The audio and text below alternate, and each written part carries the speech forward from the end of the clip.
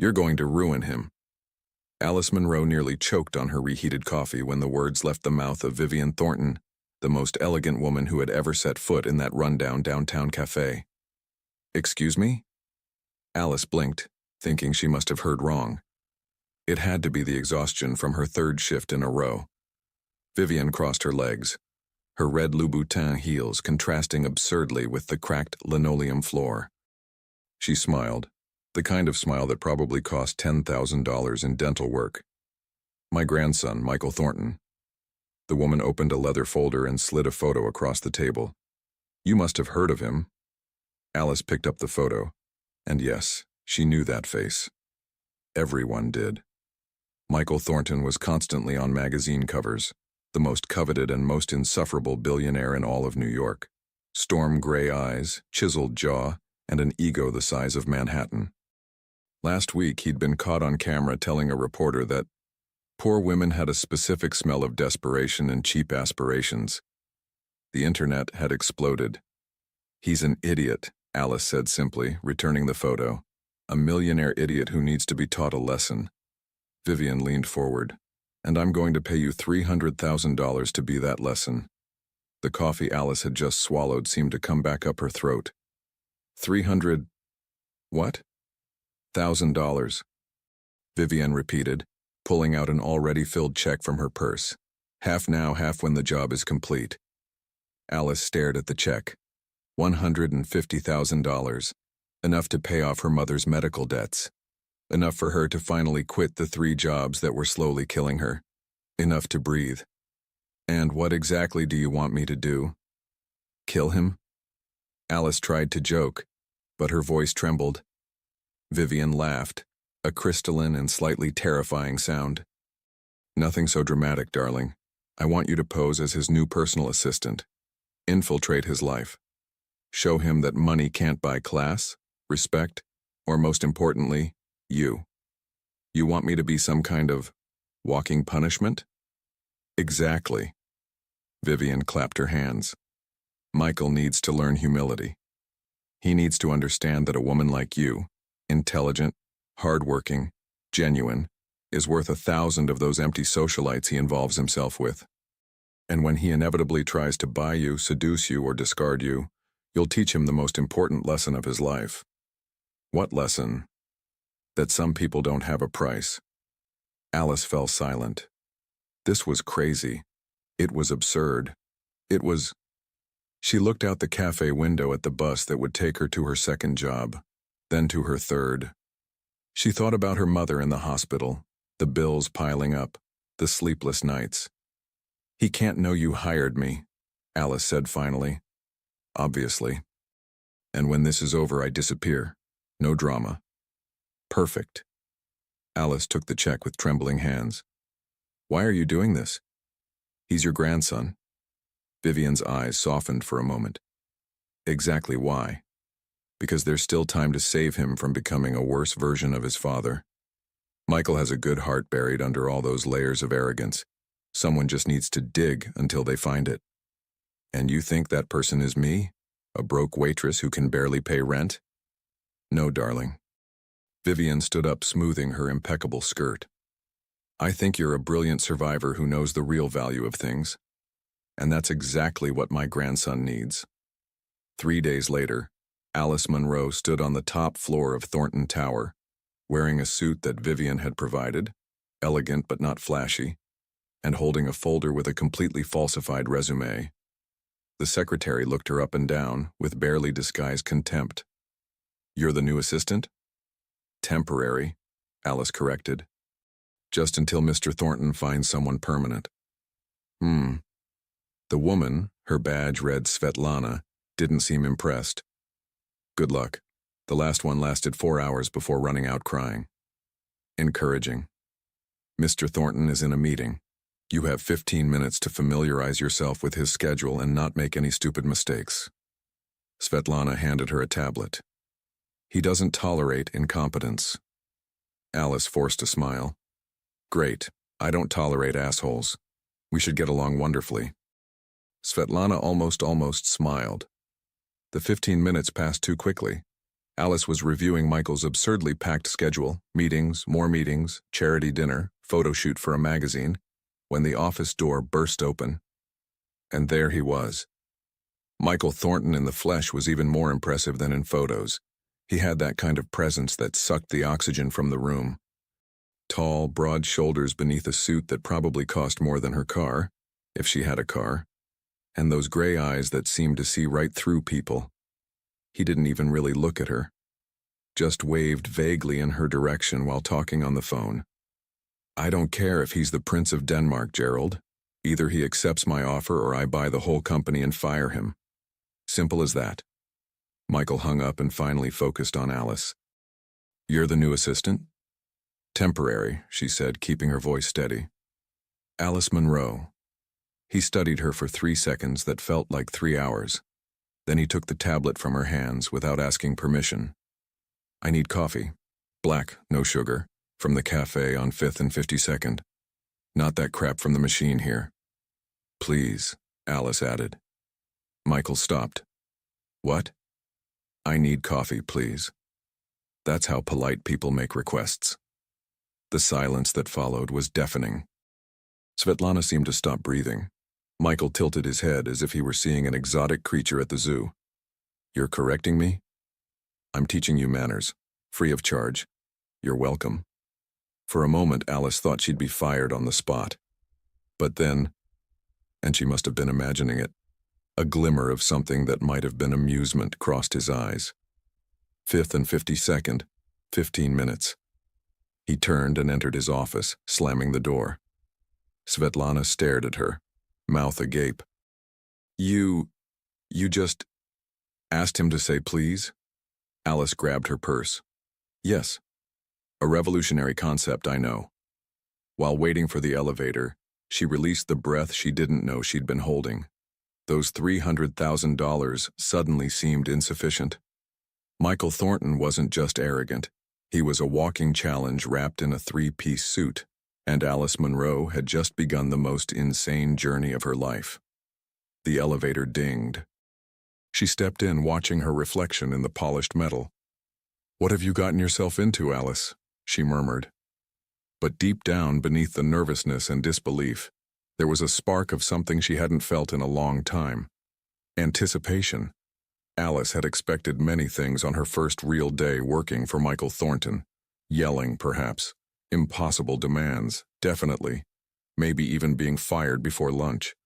What she hadn't expected was for him to actually be good at his job. She watched through the glass walls of his office as he dominated a conference call with executives from Tokyo. His Japanese was flawless, his arguments sharp and devastatingly effective. When he switched to German for another call 20 minutes later, Alice felt her preconceived notions starting to crack. The man was insufferable, yes, but he was also brilliant. Stop staring and bring me those quarterly reports, Michael called out without looking up from his laptop. Alice bristled. No, please again. She grabbed the reports from Svetlana's desk and walked into his office, placing them perhaps a bit too firmly on his desk. The magic word, she prompted. Michael finally looked up, and for the first time, she saw genuine confusion in those storm-gray eyes. What? Please, thank you. You're welcome. Basic human courtesy? I don't have time for... You had time to learn Japanese and German, but basic manners are too much? Alice crossed her arms. Interesting priorities. Something dangerous flickered across his face. He stood up and Alice was reminded just how tall he was, how he seemed to fill the entire space, how his presence made her heart do things it definitely shouldn't be doing. Let me make something clear, Miss Monroe. His voice was low, controlled. I don't need an assistant who's also an etiquette coach. I need someone who does what I ask, when I ask, without commentary. Then you need a robot, not a person. Alice held her ground even though every instinct screamed at her to step back. And last I checked, robots don't make the kind of coffee you demanded from 5th and 52nd. A muscle twitched in his jaw. They stood there, locked in a silent battle of wills, close enough that Alice could smell his cologne. Something expensive and woodsy that made her thoughts scatter. You're fired, he said flatly. No, I'm not. Excuse me? Alice reached into her pocket and pulled out her phone, quickly typing. I'm texting Svetlana to send in the next candidate. But just so you know, I've lasted longer than the last 3 assistants combined. That's 4 hours and 17 minutes. You might want to consider that the problem isn't the assistants. She turned to leave, her heart hammering so hard she was sure he could hear it. Wait. Alice stopped but didn't turn around. The reports. I need them organized by sector, not by date. She looked over her shoulder. Was that a request or a demand? The silence stretched. Then, so quietly she almost missed it. Please. Alice allowed herself a small smile. See? That wasn't so hard. She walked back, collected the reports, and headed to her desk. Through the glass, she could see Michael staring after her, his expression unreadable. Svetlana appeared at her elbow. I've been working here for 3 years, the secretary whispered. That's the first time I've ever heard him say please to anyone below executive level. Maybe he just needs the right motivation, Alice murmured, already reorganizing the reports. Or maybe, Svetlana said with the hint of a smile, you're completely insane. That too. The rest of the morning passed in a blur of phone calls, rescheduled meetings, and Alice learning that Michael Thornton ran his empire with the precision of a Swiss watch and the mercy of a hurricane. By noon, she'd fielded calls from a senator, a movie star, and someone who claimed to be Michael's favorite ex-girlfriend. Alice had politely but firmly told her that Mr. Thornton was unavailable and would remain so indefinitely. I'm going to lunch, Michael announced, grabbing his jacket. Hold all my calls. Will you be back by 2? You have the meeting with the development team. Cancel it. Alice looked up from her computer. You can't cancel it. They've been preparing this presentation for weeks. I just did. Reschedule for next week. No. Michael froze halfway to the elevator. What did you just say? I said no. Alice stood up, walking toward him. Those developers have worked overtime to prepare this pitch. 3 of them have young kids at home they barely see, because they've been so focused on this project. You're not canceling because you'd rather have a leisurely lunch. You have no idea what You're having lunch at Le Bernardin with Trevor Hayes from Hayes Capital. It's a social lunch, not business. I know because I confirmed the reservation this morning. Alice pulled up the calendar on her tablet. You can eat later. Right now you're going to go into that conference room and listen to your team. The elevator dinged. Michael could have stepped in, should have stepped in. Instead, he stood there, jaw clenched, eyes blazing. You're insufferable, he said. I learned from the best, Alice shot back. For a moment, just a moment, she thought she saw his lips twitch. Then he turned sharply and strode toward the conference room. Conference room B, 2 o'clock, and bring me a coffee. A real one this time, not that swill from the break room, he called over his shoulder. Alice waited until he was gone, then let out a breath she'd been holding. Svetlana slow-clapped from her desk. You're either a genius or you'll be dead by Friday. Honestly, I'm not sure there's a difference. The presentation went well. Alice watched through the glass as Michael grilled the developers on every detail, but she could see the approval in his eyes, even if his face remained impassive. When it was over, he actually told them, good work. The developers filed out looking shell-shocked and pleased. Michael emerged last, loosening his tie. He looked tired, Alice realized. There were shadows under his eyes she hadn't noticed before. Your coffee, Mr. Thornton. She handed him the cup from his favorite cafe. He took it, sipped, and for the first time that day she saw some of the tension leave his shoulders. How did you know I'd stay for the meeting? I didn't, but I hoped you would.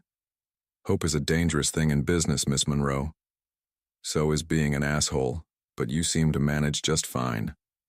Michael choked on his coffee. Actually choked. When he recovered, he was staring at her with an expression somewhere between outrage and... Was that amusement? Did you just call you an asshole? Yes, but in my defense, you've been one all day. Alice started gathering her things. It's 6 p.m., I'm going home. We're not done, I have work. You have a charity gala at 8 that you need to get ready for. Svetlana already sent your tuxedo to your apartment. Your car will be here at 7:30. Alice slung her bag over her shoulder. Unless you need someone to help you tie your bow tie? I've been dressing myself since I was 4, Miss Monroe. Could have fooled me, given how you treat people like servants.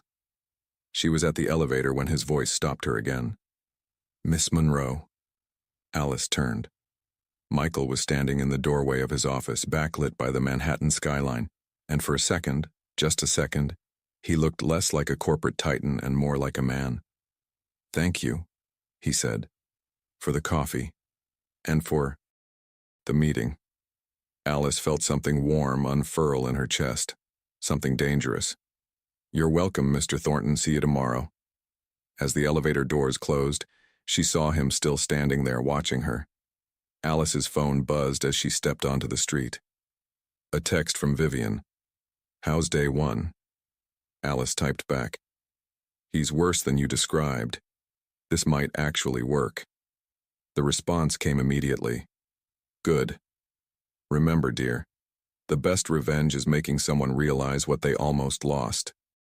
Keep going. Alice pocketed her phone and headed for the subway. Her feet hurt, her head ached, and she'd been verbally sparring with a billionaire all day. She should have been exhausted, defeated. Instead, she felt more alive than she had in years. Michael Thornton had no idea what was coming. And honestly, neither did she. But she was starting to think that maybe, just maybe, this insane plan might be the best decision she'd ever made. Even if it meant going toe-to-toe with the most frustrating man in Manhattan every single day. Especially because of that. Alice smiled to herself as she descended into the subway. Let the games begin. Alice arrived at work the next morning to find chaos. Svetlana was on 3 phone calls simultaneously, her normally composed face flushed with panic. 2 executives were arguing loudly in the hallway, and Michael's office door was closed, never a good sign. What happened? Alice asked, setting down her coffee. Svetlana covered the phone. Disaster. Complete disaster. Mr. Thornton's date for tonight's Children's Hospital Gala canceled last minute. Some Italian count whisked her to Capri or something equally ridiculous. And this is a crisis because he needs a date. The press will crucify him if he shows up alone again. Last time they ran a whole piece about Manhattan's most eligible bachelor or just emotionally unavailable. Svetlana gestured dramatically. The PR team is having a collective meltdown. Alice glanced at Michael's closed door. I'm sure he'll find someone. There's probably a line of women. He's tried 6 people. 6. All either busy or washing their hair. Svetlana lowered her voice. Between you and me, I think word got around about what a nightmare he is to date. Before Alice could respond, Michael's door flew open. He looked like he'd been running his hands through his hair repeatedly. It was actually messy for the first time since she'd met him. Miss Monroe, my office, now. Oh no, this couldn't be good. Alice followed him in. Michael paced behind his desk like a caged panther, his usual composure cracked around the edges. I have a proposition, he said abruptly. That sounds ominous.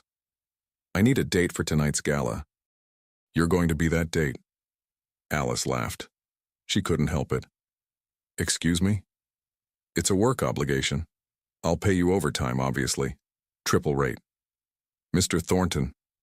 5 times your usual rate, he countered, mistaking her hesitation for negotiation. I don't have anything to wear to a gala, Alice said, trying to find a polite way to refuse. This was getting too complicated, too far from the plan. I'll have something sent to your apartment. Size. His eyes quickly scanned her and Alice felt her cheeks heat. Size 4? 6, and that's incredibly presumptuous. Size 6. Hair and makeup team will arrive at 4. He was already texting someone. Car picks you up at 7. You're not listening. I'm not... Miss Monroe. Michael stopped pacing and looked at her directly. Really looked at her. I'm asking you, please. There it was again. That magic word. But this time it sounded different. Almost genuine. Why me? Alice asked quietly. You must know dozens of women who would kill for this opportunity. Something flickered across his face. Because you're the only person in my life who doesn't want anything from me. You don't care about my money or my name. You've made that abundantly clear." He paused. "And because I trust that you'll tell me if I have spinach in my teeth. Which, statistically speaking with my luck lately, I probably will." Alice felt that dangerous warmth in her chest again. "This is a terrible idea. Most of my ideas are, it's why they work.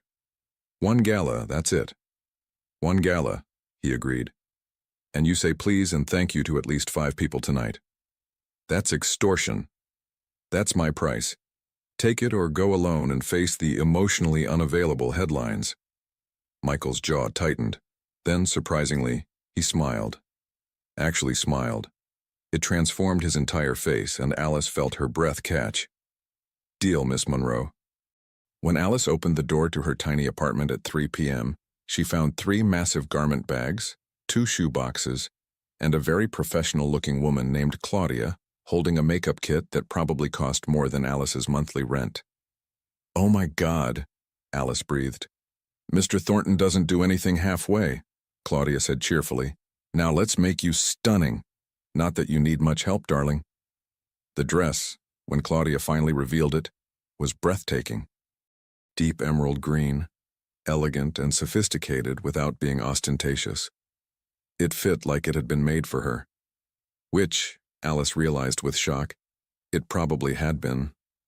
How had Michael gotten her measurements so accurately? "He has a very good eye," Claudia said, as if reading her mind. "Been doing this for years with his dates. Though between you and me, you're the first one who doesn't look like a carbon copy of a magazine cover. Is that a compliment?" "The highest. Trust me." By 6:45, Alice barely recognized herself in the mirror. Her dark hair was swept up in an elegant twist, her makeup subtle but striking. The dress hugged her curves in a way that made her feel powerful and feminine at once. She looked like she belonged in Michael Thornton's world, which was exactly the problem. Her phone buzzed. A text from Vivian. "Remember who you are and why you're doing this. But also, have fun, darling. You deserve one magical night." Alice stared at the message. Was she losing sight of the mission? This was supposed to be about teaching Michael a lesson, not about whatever this feeling was when she thought about spending an evening with him. The buzzer rang. The car was here. "Too late for second thoughts," Alice muttered, grabbing the delicate clutch Claudia had provided. When Alice stepped out of her building, Michael was leaning against a sleek black car, checking his phone. He wore a tuxedo that should be illegal in all 50 states.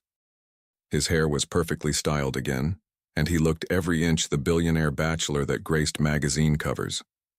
Then he looked up and saw her. Michael Thornton, the man who dominated boardrooms and negotiated million-dollar deals without blinking, froze completely. His phone nearly slipped from his hand. "Miss Monroe," he said, and his voice sounded strangled. "You look like I clean up okay?" Alice prompted, suddenly nervous. "Like you're going to be the most beautiful woman at that gala." He said it matter-of-factly, like he was commenting on the weather. But there was something in his eyes that made Alice's heart race. "Flattery will get you everywhere, Mr. Thornton." "Michael," he corrected, opening the car door for her. "For tonight, it's Michael."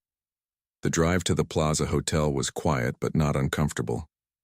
Alice was hyper-aware of Michael beside her, the subtle scent of his cologne, the way his hand rested on the seat between them, inches from hers. "Nervous?" he asked. "Should I be? These events can be predatory. Lots of people looking for gossip, for weakness, for any story they can sell." He turned to her. "Stay close to me. I'll handle anyone who bothers you." "My knight in shining armor?" Alice teased, trying to lighten the suddenly serious mood. "More like your shield against sharks in evening wear." The car pulled up to the red carpet and Alice's stomach dropped. There were photographers everywhere, crowds of people, the flash of cameras blinding. "Oh my God," she whispered. "I didn't realize. Hey!" Michael's hand found hers, warm and steady. "Just smile and walk. I've got you." And he did. As they stepped onto the carpet, Michael kept her close, his hand on the small of her back, guiding her through the chaos.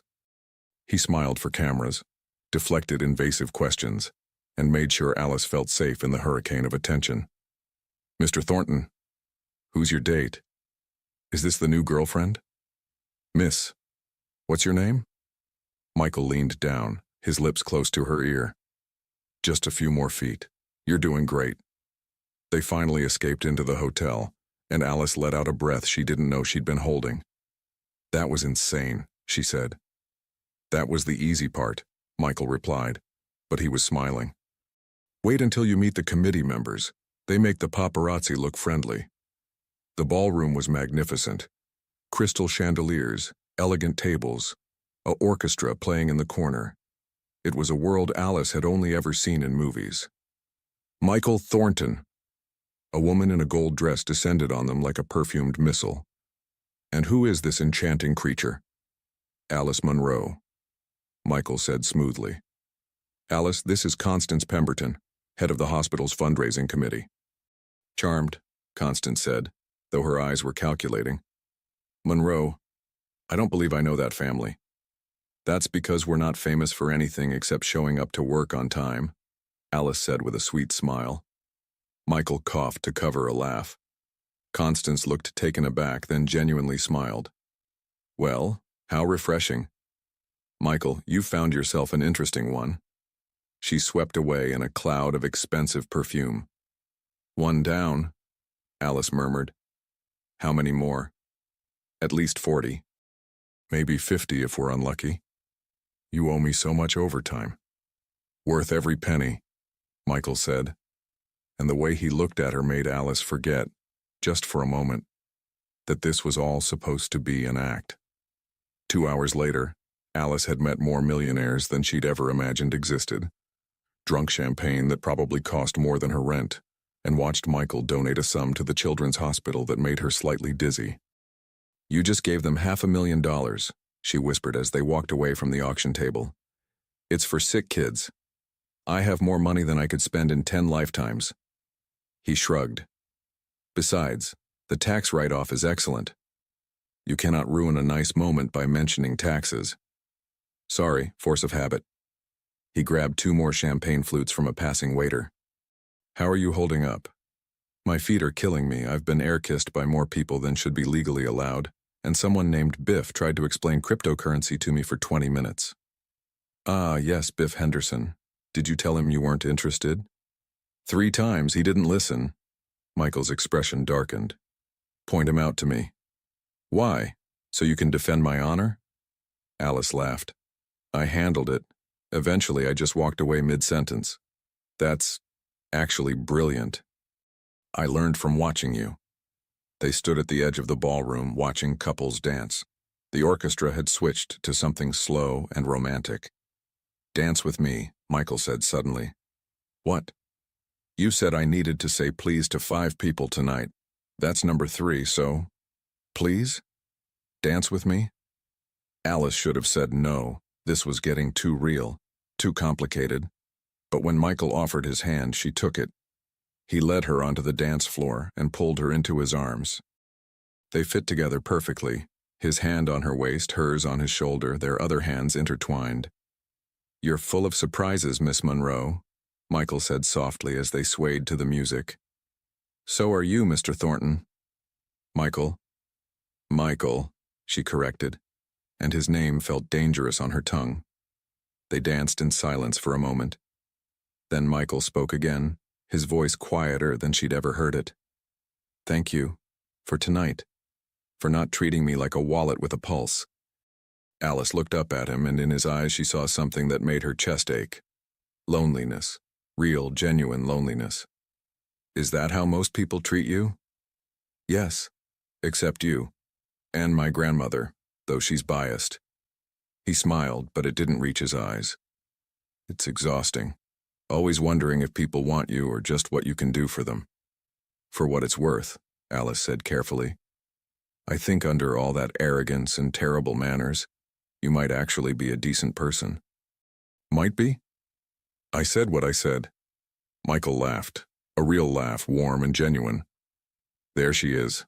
I was wondering when you'd stop being nice to me." Don't get used to it. This is a limited time offer. I'll treasure every moment. The song ended, but they didn't immediately separate.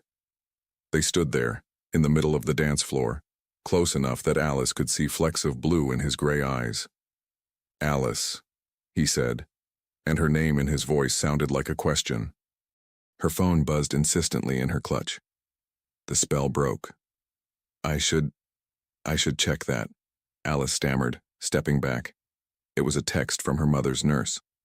Call me when you can, non-urgent but important. Reality crashed back in. Her mother, the hospital bills, the reason she was here in the first place. Everything okay? Michael asked, concern in his voice. Fine, I should probably go soon. Of course. I'll have the driver.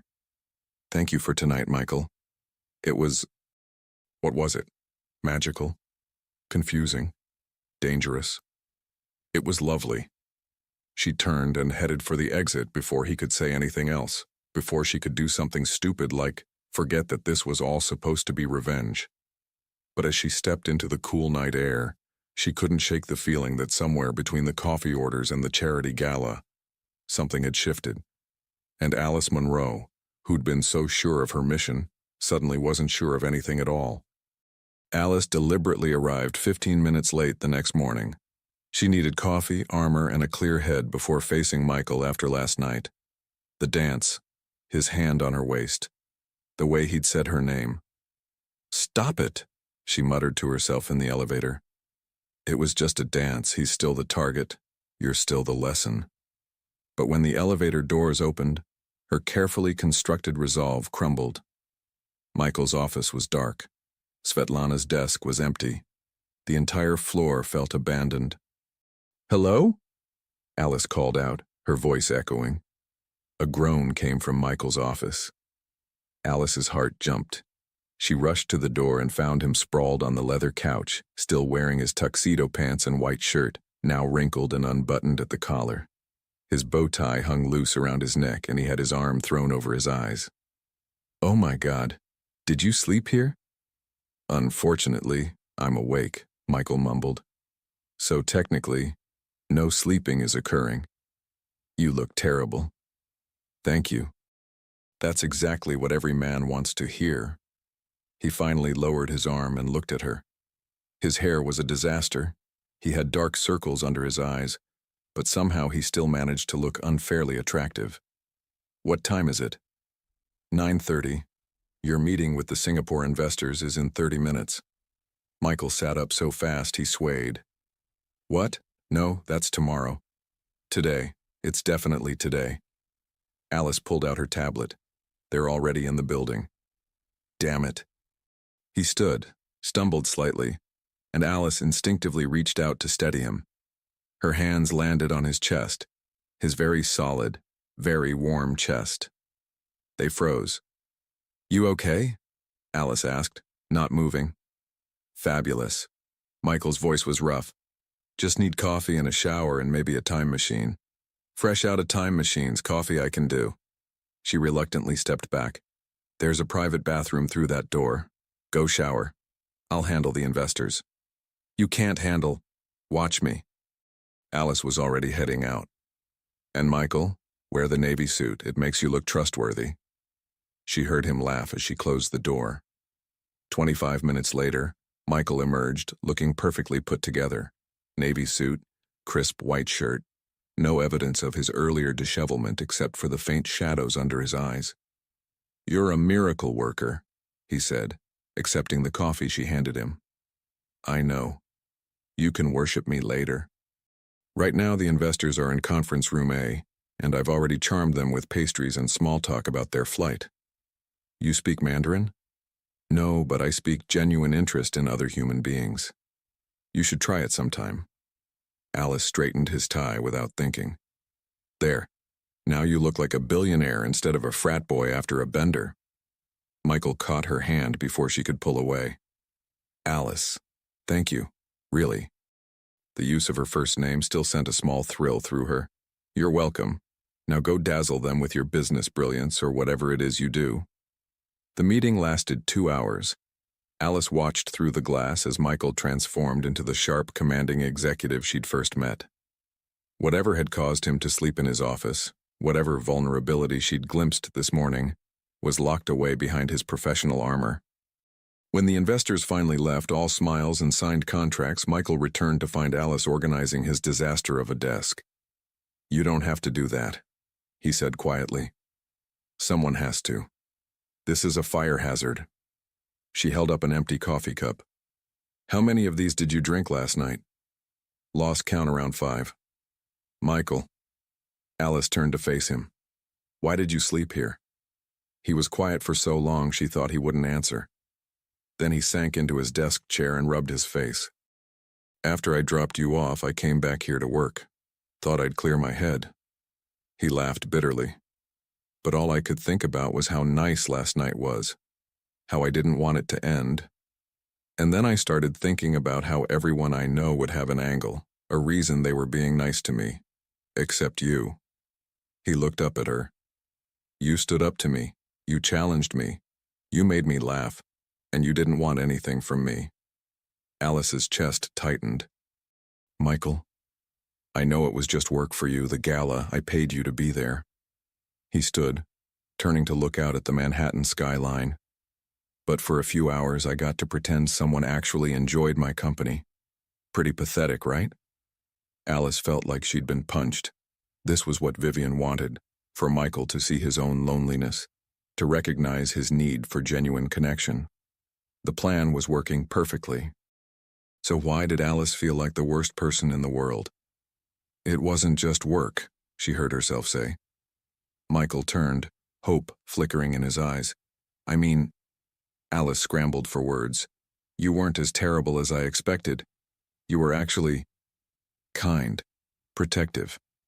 You made sure I felt comfortable in a world I don't belong in. You belonged perfectly." "No, I didn't. But you made me feel like I did. That's..." Alice struggled with the emotion clogging her throat. "That's a gift, Michael. Don't underestimate that." They stared at each other across the office, and Alice felt the ground shifting beneath her feet. This wasn't the plan. She wasn't supposed to care about him. She wasn't supposed to want to cross this room, and her phone rang, shattering the moment. Her mother's nurse again. "I need to take this," Alice said quickly, stepping into the hallway. The conversation was brief, but painful. Her mother's medications needed adjusting. More tests. More bills. More reasons why Alice needed to remember what she was doing here and why. When she returned, Michael was back at his desk, the vulnerable man from moments ago hidden away again. "Everything okay?" he asked formally. "Fine. Just family stuff. If you need time off..." "I don't." Alice forced brightness into her voice. "Now, you have 3 calls to return, and your dry cleaning will be delivered at 2. Try to make it home tonight instead of sleeping on that couch." "Yes, ma'am." A hint of his earlier warmth crept back. "Alice?" She paused at the door. "I'm glad you're here. I know I'm difficult and demanding and, according to you, an asshole. But I'm glad it's you." Alice managed a smile even as guilt twisted in her stomach. "I'm glad it's me too." As she closed the door, she leaned against it and closed her eyes. She was falling for him. Actually, genuinely falling for the man she was supposed to be teaching a lesson. And she had absolutely no idea what to do about it. The next 2 weeks blurred together in a dangerous rhythm. Alice and Michael fell into an easy partnership that terrified her. He remembered how she took her coffee. She knew when he needed silence versus distraction. They developed inside jokes, shared looks across conference rooms. It was becoming too real. "You're playing with fire," Svetlana warned one afternoon while Michael was in a meeting. "I've seen that look before." "What look?" "The one you get when he walks in the room like the sun just came out." Alice's stomach dropped. "That's ridiculous." "Is it?" Svetlana leaned closer. "Whatever you're doing, be careful. Michael Thornton breaks hearts for sport, even when he doesn't mean to." But that was the problem. Alice was starting to believe he didn't want to break hers. Everything changed on a rainy Thursday. Alice was filing documents when Michael's voice came through the intercom, tight with barely controlled fury. "Miss Monroe, my office. Now." She found him standing by the window, every muscle rigid. In his hand was a tablet showing a gossip website. The headline made her blood run cold. "Thornton's new girl. Gold digger or the real deal?" Below it were photos from the gala, her in that green dress. Michael looking at her like she was the only person in the room. "I can explain," Alice started. "Can you?" Michael turned, and she'd never seen him this angry. Not arrogant angry, hurt angry. "Because apparently you have quite the story. Poor girl from Brooklyn, mother in the hospital with mounting medical bills. 3 jobs just to survive."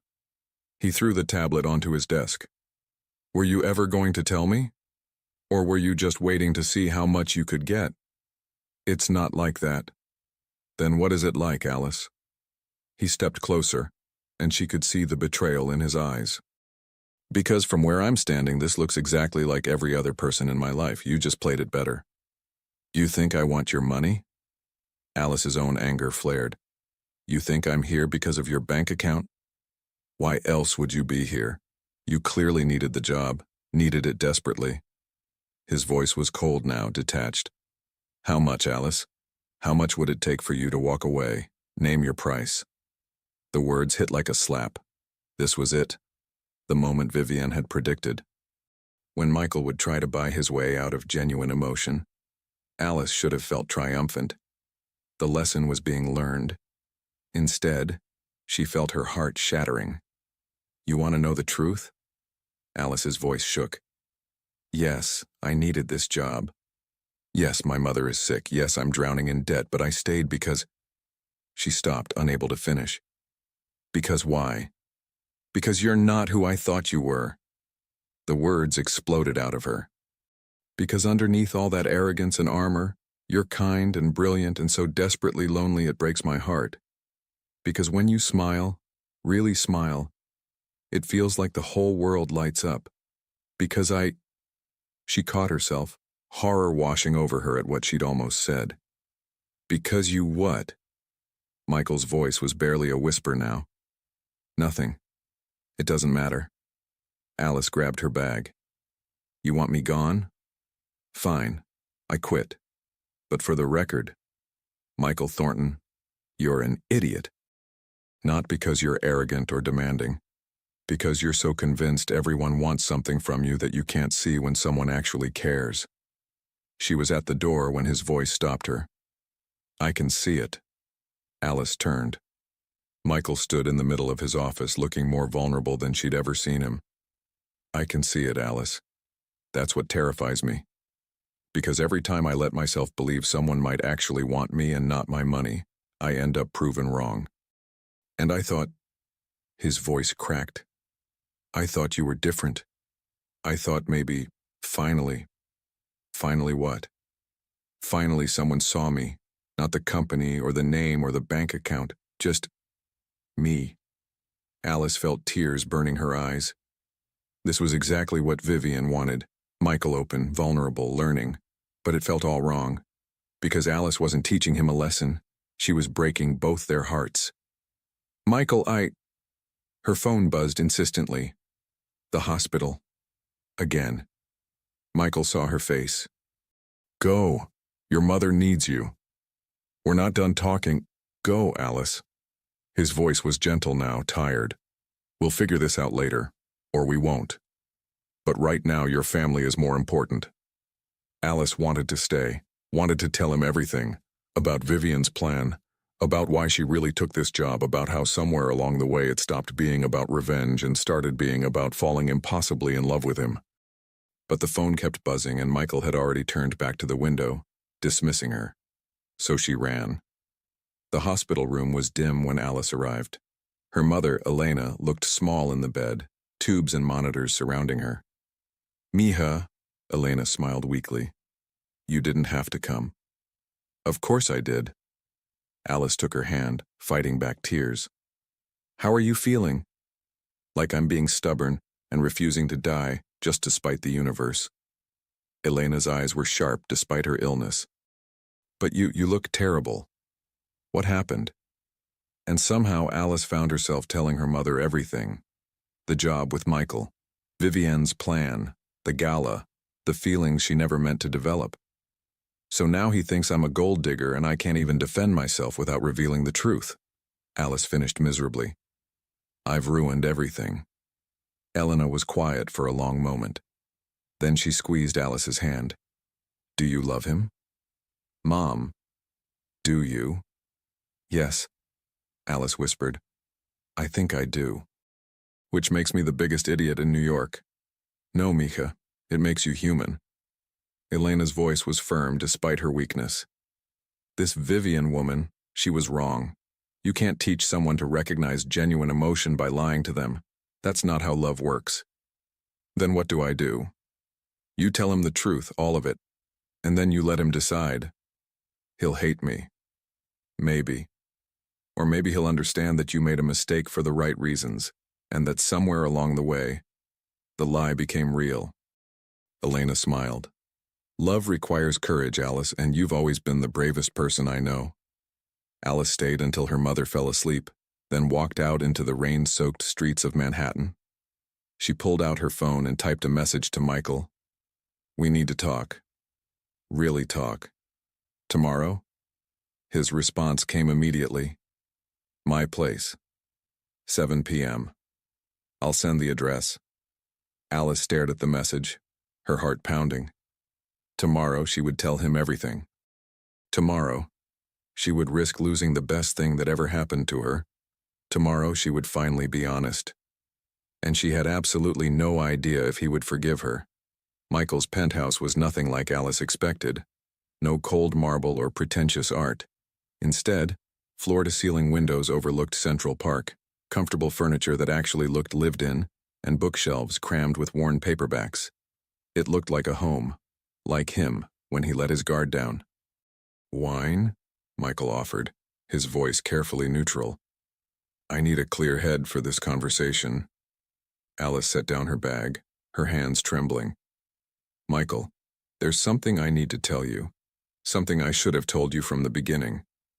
He leaned against the kitchen counter, arms crossed. I'm listening. Alice took a deep breath. No more running. No more lies. Your grandmother hired me. The silence that followed was deafening. What? Michael's voice was dangerously quiet. Vivienne. She came to me 3 weeks before I started working for you. She offered me $300,000 to... Alice forced herself to continue. To teach you a lesson about humility and genuine human connection. Michael's face went through several emotions, confusion, realization, then cold fury. You're telling me this entire time, everything was a setup? At first, yes. She wanted me to show you that not everyone can be bought. That some people have real value beyond money. And you agreed? He laughed bitterly. God, I really am an idiot. What was the plan, Alice? And string me along until I fell for you, then what? Break my heart to teach me a lesson? It wasn't supposed to happen like this? Alice's voice cracked. I wasn't supposed to actually care about you. I wasn't supposed to see how kind you are to your employees when you think no one's watching, or how you visit the children's hospital every month without press coverage, or how you stayed up all night learning about my mother's condition so you could understand what I was going through. Michael froze. How did you know about... I saw the medical journals on your desk, with notes in your handwriting. Tears were streaming down Alice's face now. You were trying to help even though you thought I might be using you. What kind of person does that? Apparently a stupid one. But his anger was wavering. No, a good one. The kind of person your grandmother knew was still in there, buried under all that armor. Alice stepped closer. She wasn't trying to hurt you, Michael. She was trying to save you from becoming someone beyond reach. Someone so isolated they forget how to be human. By hiring someone to lie to me, to manipulate me? Yes, and it was wrong. I know that now. I knew it the first day when you said please for coffee and looked so surprised that anyone would push back. I knew it at the gala when you held my hand through the cameras. I knew it every single day I watched you try so hard to be the person everyone expected instead of who you actually are. And who am I, Alice? According to you and my grandmother's grand scheme. You're someone who pretends not to care but memorizes everyone's coffee orders. Someone who acts cold but donates anonymously to every employee's crisis fund. Someone so afraid of being used that you push away anyone who might actually love you. Her voice broke on the last word. Michael's expression cracked. Love? Yes, you idiot. Love. Alice was openly crying now. I fell in love with you. Somewhere between your terrible lack of manners and your brilliant smile and the way you look at the city like it's yours but you're lonely in it. I fell completely, stupidly in love with you, and I have no right to feel this way because I started all of this with a lie. She wiped her eyes, trying to compose herself. So yes, your grandmother hired me. Yes, I took the money because my mother is dying, and I was desperate. But everything after that first day was real. The arguments, the laughter, the gala, the way my heart stops when you walk into a room, all of it was real. Michael was silent, staring at her with an expression she couldn't read. Say something, Alice whispered. Yell at me. Tell me to leave. Something. Did you cash the check? Of all the questions, Alice hadn't expected that one. What? The money my grandmother gave you, did you cash it? Half of it, for my mother's treatment. The other half. Alice pulled an envelope from her bag. I couldn't. It felt wrong. Every day it felt more wrong. She held out the check. Michael took it, looked at the amount, then slowly tore it into pieces. Michael, my grandmother was right about one thing, he said quietly. I did need to be reminded that not everyone wants to use me, but she was wrong about the method. He looked up at Alice, and she saw pain mixed with something that might have been understanding. You could have kept lying, could have taken the money and disappeared. But you're here, telling me the truth even though you know it might end everything. Because you deserve the truth, even if it destroys us. Us, Michael repeated softly. Is there an us, Alice? Can there be after this? I don't know, she admitted. I hope so. God, I hope so. But I understand if you can't forgive me. If you can't trust me, I wouldn't trust me either. Michael walked to the window, looking out at the glittering city. Alice watched him, memorizing the line of his shoulders, the way the city lights reflected in the glass. Knowing this might be the last time she saw him like this. When I was 12, Michael said suddenly, my parents died in a car accident. Left me everything, the company, the money, the responsibility. Everyone around me changed overnight. Friends wanted favors. Adults wanted connections. Teachers wanted donations. He turned to face her.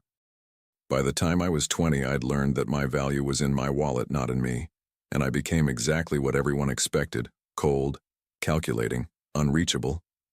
Michael, let me finish. He took a step toward her. Then you walked in with your ridiculous demands for please and thank you. You challenged me, argued with me, made me laugh. You made me want to be better. Not richer or more successful, just better. A better person. Another step. So yes, you lied. Yes, you took a job under false pretenses. But you also did something no one else has done in 15 years. What's that? You made me feel like Michael again. Not Thornton. Not the CEO or the billionaire or the bachelor of the month. Just me. They were inches apart now. Alice could barely breathe. I should be furious with you, Michael said softly.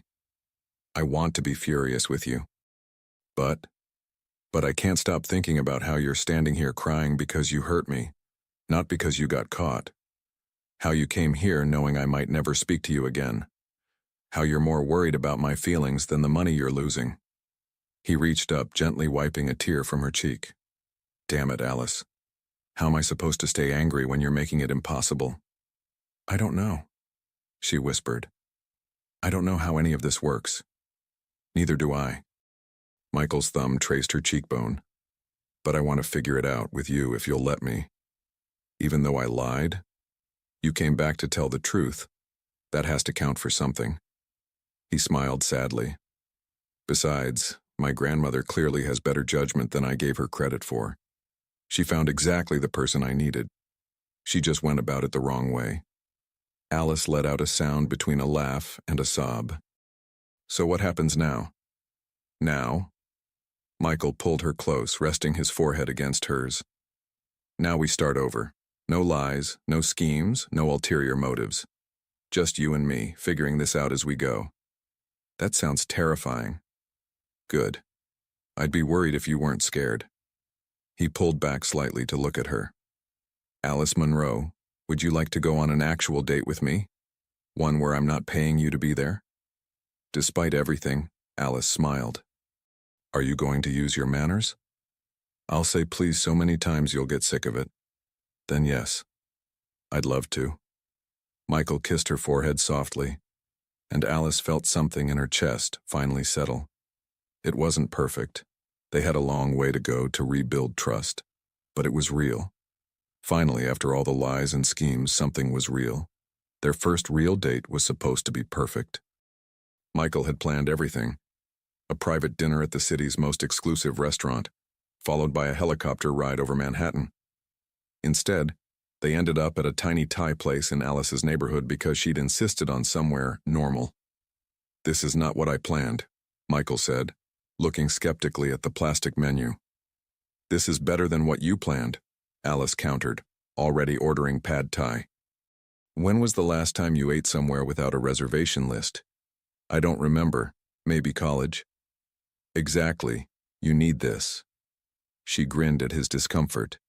Think of it as cultural education. The food was incredible. Michael admitted it after his third spring roll, and Alice felt absurdly proud, like she'd won something. You were right, he said, stealing one of her dumplings. I'm sorry, can you repeat that? I want to savor it. Don't get used to it. But he was smiling. That real smile that made her heart flip. They talked for hours. About everything and nothing. Michael told her about his parents, his childhood before the accident, the pressure of inheriting everything too young. Alice shared stories about her mother, her dreams of becoming a teacher before medical bills derailed everything. You could still do it, Michael said softly. Teach, I mean. Maybe someday. When Mom is better and the debt is... Alice stopped, suddenly remembering. Oh God, I quit. I actually quit your company. Michael's eyes danced with amusement. Technically, you're still on payroll. I never processed the resignation. That's probably illegal. Probably. Are you complaining? No, but... Alice bit her lip. It feels weird now, working for you while we're... whatever we are. Dating. We're dating. Michael reached across the table, taking her hand. And you're right. The power dynamic is problematic, so I have a proposal. Oh no. Hear me out. You transfer to a different department. Same salary, different boss. That way, we're equals outside the office. Alice stared at him. You've really thought about this. I've thought about nothing else for 3 days. He squeezed her hand. I want to do this right, Alice. No complications, no questions about motives. Just us. Just us, Alice repeated, warmth flooding through her. I like the sound of that. They were leaving the restaurant when Alice's phone rang. Vivienne. Alice's stomach dropped. I should take it, Michael said. I'll wait. Alice stepped aside, answering with a shaky, Hello? Alice, darling, I've been trying to reach you. How's the mission going? Has my grandson learned his lesson yet? Mrs. Thornton, about that. Vivienne, please. We're partners in crime. The older woman sounded delighted. Tell me everything. Has he started treating people better? Has he shown any signs of genuine emotion? The suspense is killing me. Alice looked at Michael, who was pretending not to listen, while obviously listening intently. He knows, Alice said quietly. I told him everything. The silence on the other end was deafening. You... what? I told him about the plan, about the money, all of it. I'm sorry, but I couldn't keep lying to him.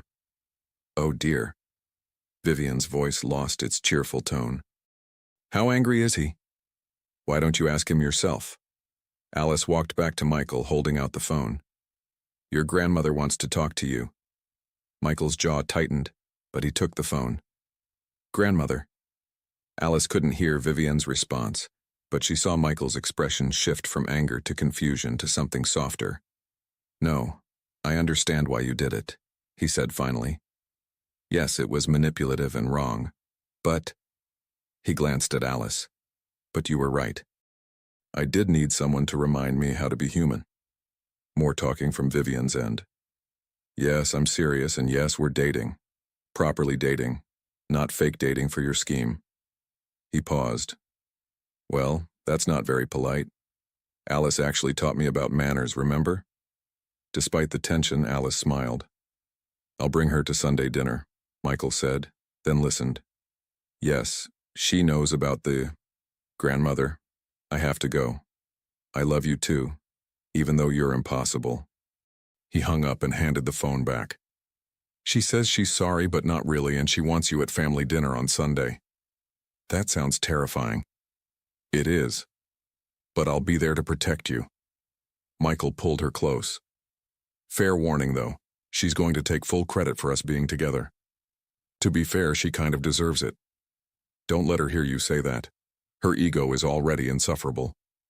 They started walking, hands intertwined, and Alice felt something settle in her chest. This was real. They were real. Michael, she said after a few blocks. Thank you. For giving me a second chance. He stopped, turning to face her under the glow of a streetlight. Thank you for being brave enough to tell me the truth. Not many people would have done that. I couldn't keep hurting you, even if it meant losing you. You're not going to lose me. Michael cupped her face gently. I'm not going anywhere, and neither are you. Understood? Understood. He kissed her then, soft and sweet and full of promise, and Alice thought that maybe, just maybe, the best revenge really was falling in love. 2 weeks later, Alice transferred to the Education and Philanthropy Department. She loved it, working with Michael's charitable foundations, helping allocate resources to schools and hospitals. It felt purposeful. It felt right. Michael, true to his word, started saying please and thank you to everyone. The entire company noticed. Svetlana told Alice that morale had improved by 40%. You're changing him, Svetlana said one afternoon. For the better. He's changing himself, Alice corrected. I just reminded him who he wanted to be. But things weren't perfect. Michael still had moments of suspicion, of wondering if Alice was too good to be true. Alice still felt guilty about how they'd started. They argued about his workaholic tendencies. She frustrated him with her stubborn independence. But they talked through it. They tried. They chose each other every single day. This is harder than I thought, Alice admitted one night, lying on Michael's couch after a particularly difficult conversation about trust. Good relationships usually are, Michael said, pulling her closer. But we're worth the work. Are we? Alice, look at me. He waited until she met his eyes. I spent 15 years building walls to keep people out. You scaled them in 3 weeks. Yes, we started wrong. Yes, we have issues to work through, but I have never felt this way about anyone. So yes, we're worth it. Alice felt tears prick her eyes. I love you. I know it's too soon to say it, but I do. Michael's smile was breathtaking. It's not too soon, and I love you too. Despite your terrible taste in restaurants and your insistence on making me a better person. Someone has to do it. I'm glad it's you. They fell asleep like that, tangled together on the couch, and Alice knew that whatever happened next, they'd face it together.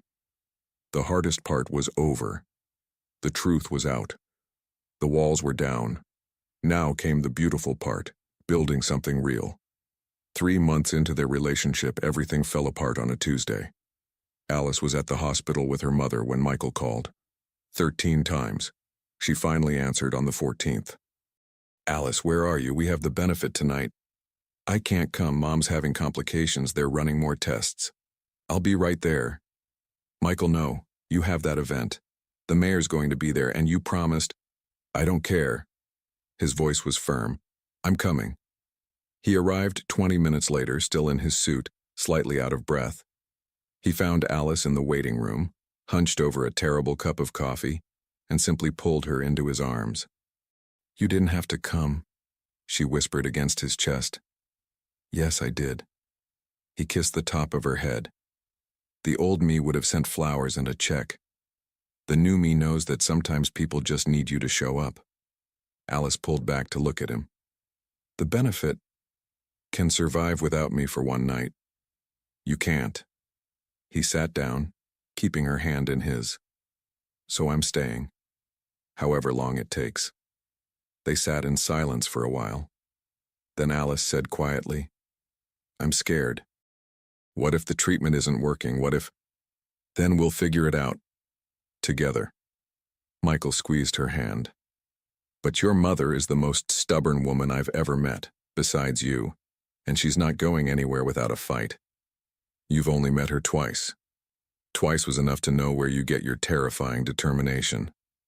Despite everything, Alice smiled. Dr. Patel emerged an hour later, and Alice's heart stopped. "She's stable," the doctor said quickly, seeing Alice's face. "The complications were concerning but manageable. We've adjusted her medications and honestly, she's responding better than expected. The new treatment protocol is working." Alice felt her knees give out. Michael caught her, holding her steady. "Can I see her?" Alice asked. "Of course, but she's sleeping now. Why don't you go home, get some rest? Come back in the morning when she's awake." In the car, Alice finally let herself cry. Michael held her, not saying anything, just being there. "I'm sorry," she hiccuped. "I'm getting tears all over your expensive suit. I have 12 others exactly like it. Cry all you want." "Only 12? What kind of billionaire are you?" "The kind who's learning that some things are more important than wardrobe options." He tilted her chin up. "Hey, your mom's going to be okay." "You don't know that." "No, but I know she's fighting. And I know you're not in this alone anymore." Michael's voice was gentle but certain. "Whatever happens, whatever you need, I'm here. Not as your boss, not as some rich guy trying to fix things with money. Just as me. As the man who loves you." Alice kissed him then, tasting salt and love and hope. "Take me home?" she asked. "Always." A week later, Elena Monroe was discharged from the hospital with a positive prognosis. The treatment was working, she'd need ongoing care, but the crisis had passed. Alice was arranging flowers in her mother's room when Michael appeared in the doorway looking nervous. "Can I borrow you for a minute?" he asked. "Sure.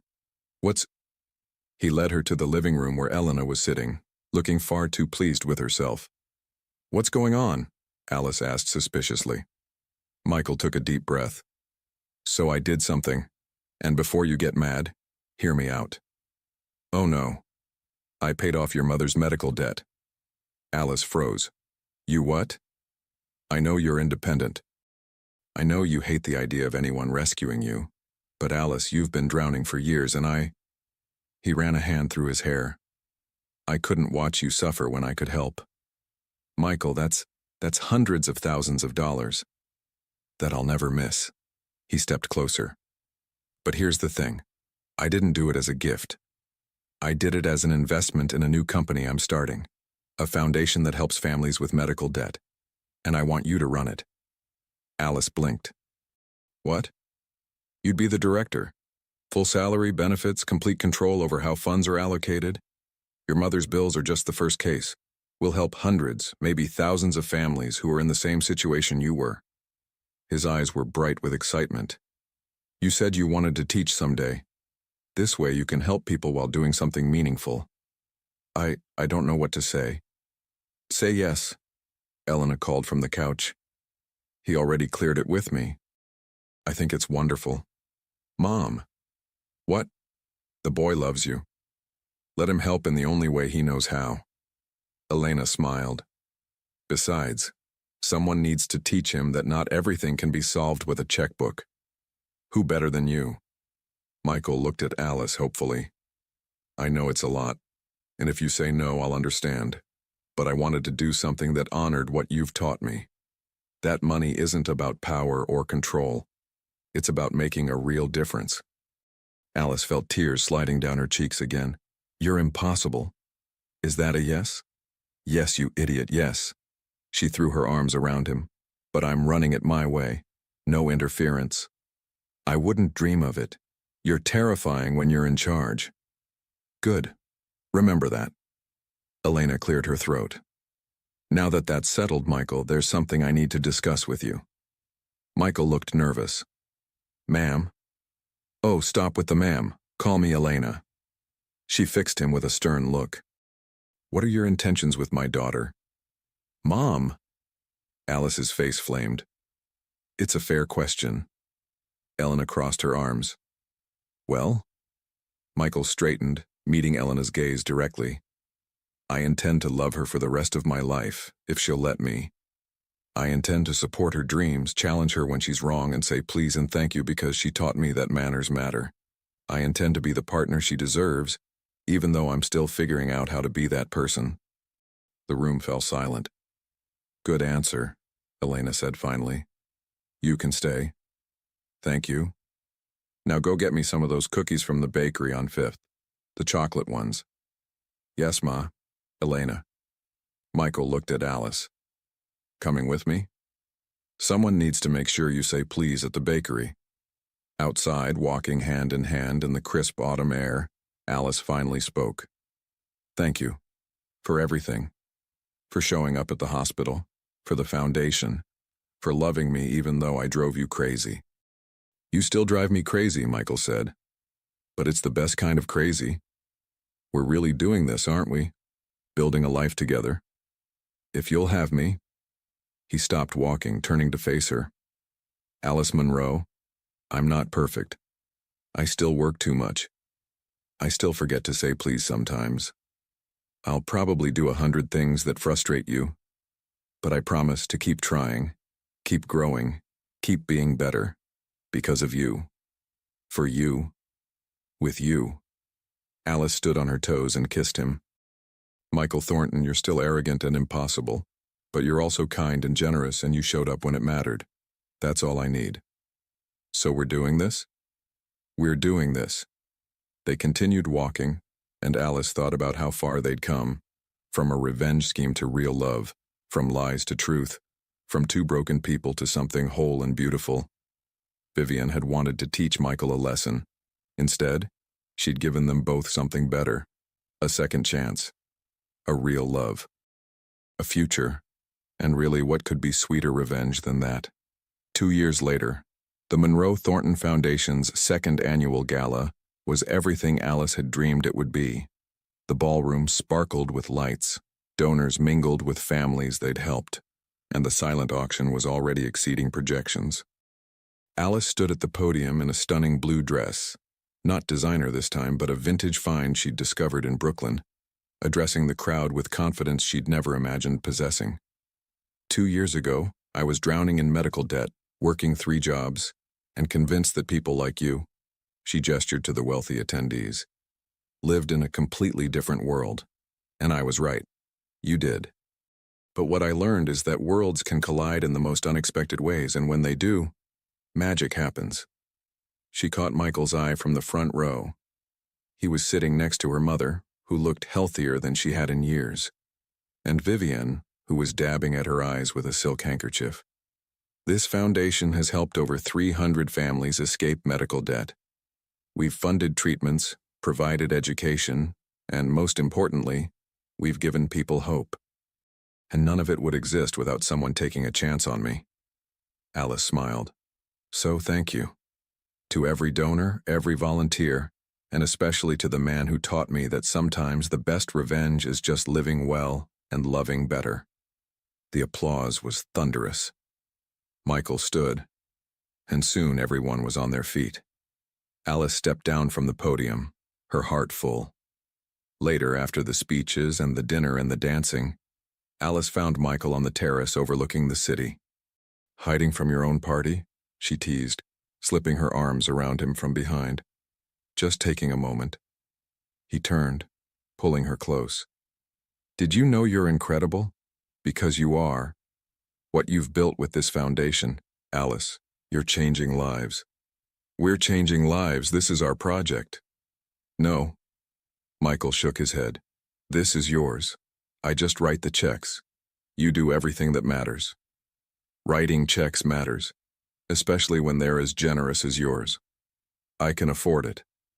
Especially since someone taught me that money is just paper unless you do something meaningful with it. He kissed her forehead. Who was that genius anyway? Some annoying girl who yelled at you about saying please. I should thank her. She completely ruined my life. Ruined it? Absolutely. I used to work 16-hour days. Now I'm home by 6 because I can't stand being away from her. He ticked off on his fingers. I say please and thank you to everyone. I actually know my employees' names. I volunteer at the children's hospital. I'm practically a different person. Poor baby. How do you cope? It's been difficult, Michael said seriously. But I manage. Mostly because that annoying girl agreed to move in with me, so I get to see her every morning when she steals my coffee, and every night when she falls asleep during movies, she insisted we watch. Alice laughed. I do not fall asleep. You absolutely do. Every single time. He cupped her face. And I love it. I love you. I love this life we've built. Even though I'm still annoying. Especially because you're still annoying. They stood there, wrapped in each other and the glow of the city, until Vivian's voice cut through the moment. There you are, I've been looking everywhere. She swept onto the terrace in a magnificent silver gown. Alice, darling, your speech was perfection. I cried. Actually cried. My makeup is probably ruined. Your makeup is flawless, grandmother, Michael said, as always. Flattery won't save you from what I'm about to say. Vivian fixed them both with a pointed look. 2 years. 2 years you've been together. When am I getting a wedding? I'm 83, I don't have forever. You're 78, Michael corrected. Semantics. She waved a hand. The point stands. I engineered this entire relationship. You absolutely did not. And I deserve to see it properly concluded with a magnificent wedding. Preferably before I'm too old to dance. Alice bit back a smile. We'll take that under advisement, Vivian. Take it under advisement?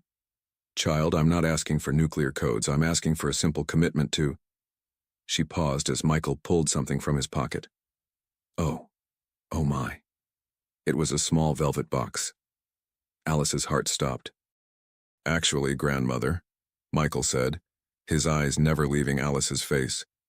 Your timing is perfect, though I had a whole plan that you've just completely derailed. I regret nothing, Vivian whispered. Michael opened the box, revealing a stunning ring, emerald-cut diamond with sapphires on either side. Simple, elegant, perfect. Alice Monroe, he began, and his voice shook slightly. 2 years ago, you walked into my office and told me I needed to say please. You challenged me, infuriated me, and somehow made me fall completely in love with you.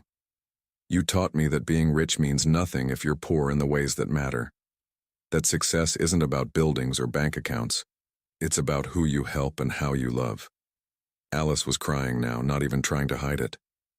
You could have anyone. Someone easier. Someone who knew how to be in a relationship from the start. Someone who didn't have to learn basic human decency from scratch. Michael smiled through his own tears. But somehow you chose me. And I promise if you keep choosing me, I'll spend every day trying to deserve it. He took a breath. So, Alice Monroe, will you marry me? Will you let me spend the rest of my life saying please and thank you and I love you? Yes, Alice sobbed. Yes, yes, 1,000 times yes. The ring slid onto her finger perfectly. Of course it did. Michael knew her measurements by heart now. He stood and kissed her and she could taste joy and salt and forever. Vivian was openly weeping. I knew it. I knew you two were perfect for each other. My plan worked. Your plan almost destroyed everything, Michael said, but he was smiling. But it didn't, that's the important part. Vivian pulled them both into a hug. Welcome to the family officially, Alice. Not that you weren't already family, but now it's legal. Or will be. You know what I mean. Inside, Elena was holding court with a group of donors when she saw Alice's face. Then she saw the ring. "About time," she called out, causing everyone to turn. "2 years I've been waiting for that boy to get his act together." The room erupted in congratulations. Someone popped champagne. Svetlana, who'd become one of Alice's closest friends, squealed and demanded to see the ring up close. "I knew from day one," Svetlana declared. "The way he looked at you when you told him to say please. I told myself that man is going to marry that woman." "You did not." "I absolutely did. Ask anyone in the office. There's a betting pool." "There's a what?" "A betting pool on when he'd propose. I just won $300. Svetlana grinned. "Thank you for making me rich." Michael appeared at Alice's side, sliding an arm around her waist. "Did she just say there's a betting pool?" "Apparently our entire relationship has been office entertainment. As long as they're entertained." He kissed her temple. "Happy?" "Ridiculously happy." Alice leaned into him. "Though I can't believe you let your grandmother crash your proposal." "Are you kidding? She would have killed me if she'd missed it." He paused. "Also, I may have told her where we'd be and when, so it wasn't entirely a crash. Michael Thornton, you're still a schemer." "I learned from the best." He spun her onto the dance floor as the orchestra began a waltz. Besides, now she can't complain that she wasn't included. They danced, surrounded by everyone they loved, and Alice thought about how impossible this all would have seemed 2 years ago. How she'd walked into his office planning to teach him a lesson and ended up learning one herself. That love isn't about grand gestures or perfect moments. It's about showing up. It's about choosing someone every day even when they're difficult. It's about growing together instead of apart. "What are you thinking about?" Michael murmured. "Revenge," Alice said with a smile. "Revenge?" "Your grandmother wanted to teach you a lesson about humility and human connection. But the real revenge, the sweetest revenge." Alice looked up at him. This man who'd learned to say please, who'd opened his heart, who'd become her home, was falling in love with the lesson. Michael laughed, that full, genuine laugh she'd worked so hard to earn. "That's the worst metaphor you've ever made." "Shut up and dance with your fiancé." "Yes, ma'am." "Please," Alice corrected automatically. "Please," Michael repeated, grinning. "See? You've ruined me completely." "Good," Alice said, and kissed him in the middle of the dance floor, surrounded by everyone they loved and everything they'd built together. Because sometimes the best revenge isn't revenge at all. Sometimes it's just love. The end.